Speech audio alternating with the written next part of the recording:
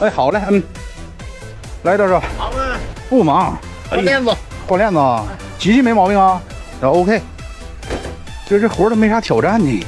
换多少钱呢？大哥？啊，好的，还是那好。好的。这缠的啥？这是。老妹儿啊，给我拿条50块钱链子。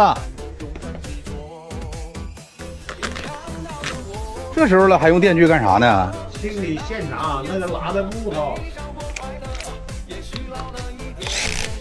这个链子装着回去下熊用，拉点破树根啥的还能用。找陪练试试。我操，又长起来了。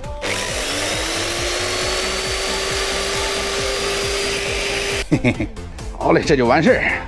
50块钱，我跟老车上不走。那我回来了是啊，待会儿慢点切。